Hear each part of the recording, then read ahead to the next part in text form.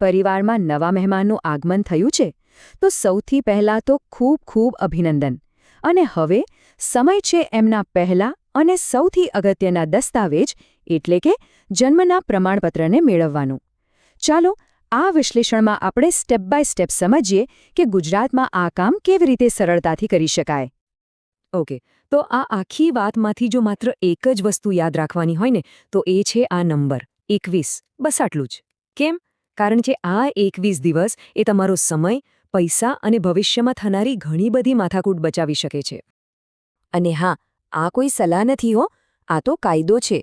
બાળકના જન્મની નોંધણી કરાવવા માટે બરાબર 21 દિવસનો સમય મળે છે. અને માની લો આ એવી ડેડલાઇન છે જે કોઈ ચૂકવવા નહીં માંગે. આપણે આગળ જોઈશું કે શા માટે. પણ સારી વાત એ છે કે વિકલ્પો છે. 2 રસ્તા છે. કાં તો ઘરે બેઠા આરામથી ઓનલાઈન કામ પતાવી દો, અથવા તો પછી આપણો જૂનો અને જાણીતો રસ્તો એટલે કે ઓફિસમાં રૂબરૂ જઈને કામ કરાવો. ચાલો આપણે બંને રસ્તાઓને બરાબર સમજી લઈએ જેથી નક્કી કરી શકાય કે કયો રસ્તો સારો રહેશે. પણ એક મિનિટ, આ બધી દોડધામ શા માટે? મતલબ, જન્મનું પ્રમાણપત્ર આટલું બધું જરૂરી કેમ છે? ચાલો એના પર જ એક નજર કરીએ. સીધી વાત છે. આને બાળકના જીવનની એક માસ્ટર કી જ સમજી લો. સ્કૂલમાં એડમિશન લેવું છે? આ જોઈશે. પાસપોર્ટ કઢાવવો છે? આના વગર તો શક્ય જ નથી. અને ભવિષ્યમાં તો નાગરિકતા સાબિત કરવી હોય કે વારસાઈ હક, બધે જ આ કામ આવશે. ટૂંકમાં આ પહેલો અને સૌથી શક્તિશાળી ઓફિશિયલ દસ્તાવેજ છે. તો જે લોકો ટેકનોલોજીથી ટેવાયેલા છે અને જેમનો સમય બચાવવો છે તેમના માટે ઓનલાઈન રસ્તો બેસ્ટ છે.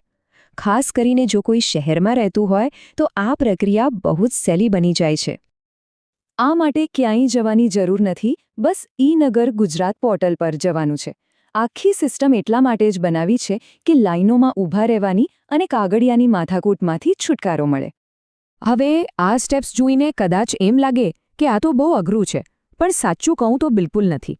જુઓ, સૌથી પહેલાં તો પોર્ટલ પર એક એકાઉન્ટ બનાવવાનું, જે મોબાઈલ નંબરથી ફટાફટ બની જશે. પછી લોગિન કરીને હેલ્થ સેક્શનમાં જવાનું અને ત્યાં જન્મ નોંધણીનો ઓપ્શન પસંદ કરવાનો. બસ પછી તો એક સિમ્પલ ફોર્મ ભરવાનો છે. બાળકની વિગતો, માતાપિતાની માહિતી. છેલ્લે જે પણ જરૂરી ડોક્યુમેન્ટ્સ છે એ અપલોડ કરી દેવાના, જેના વિશે આપણે આગળ વાત કરીશું. અને જો કોઈ ફી હોય તો ઓનલાઈન જ ભરી દેવાની, બધું જ ઘરે બેઠા. સારું, માની લો કે ઓનલાઈન નથી ફાવતું, તો શું? કોઈ ચિંતા નહીં. આપણો પરંપરાગત ઓફલાઈન રસ્તો તો છે જ, અને એ ગામડા અને શહેર બંને જગ્યાએ કામ કરે છે. ચાલો જોઈએ એ કેવી રીતે થાય છે.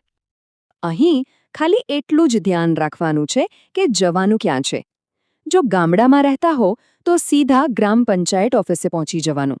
અને જો શહેરમાં હો તો નજીકની નગરપાલિકા ઓફિસ કે સિવિક સેન્ટરમાં જવાનું રહેશે.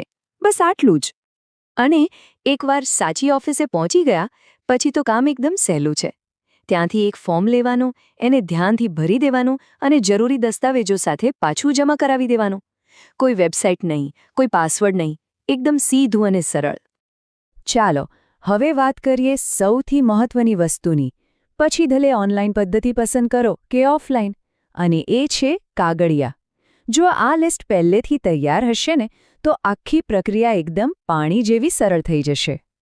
આને એક ચેકલિસ્ટની જેમ જ સમજી લો. સૌથી પહેલું અને સૌથી જરૂરી, હોસ્પિટલમાંથી મળેલ જન્મનો પુરાવો અથવા ડિસ્ચાર્જ કાર્ડ. પછી માતા અને પિતા બંનેના આધાર કાર્ડ. રહેઠાણના પુરાવા તરીકે રેશન કાર્ડ જેવો કોઈ ડોક્યુમેન્ટ.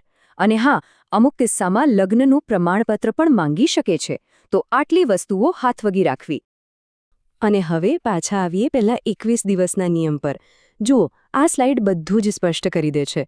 જો 21 દિવસની અંદર નોંધણી કરાવી લો તો બિલકુલ ફ્રી છે, એક પણ રૂપિયો નહીં. પણ જો એ સમય ચૂકી ગયા તો લેટ ફી ભરવી પડશે. અને જો 1 વર્ષ જેટલો સમય નીકળી ગયો તો પછી ખાલી ફી નહીં પણ મામલતદારની ઓફિસના ધક્કા ખાવાની અને ત્યાંથી ઓર્ડર લેવાની વધારાની માથાકૂટ પણ ખરી. એટલે અહીંયા સમય જ પૈસા છે એ વાત બરાબર સમજી લેવા જેવી છે. તો આખી વાતનો સાર એ જ છે કે આ ખાલી એક ફોર્મ ભરવાની કે ડેડલાઇન સાચવવાની વાત નથી. આ તો બાળકને તેની સત્તાવાર ઓળખ આપવાની વાત છે. તેના ભવિષ્ય માટેના અસંખ્ય દરવાજા ખોલવાની વાત છે.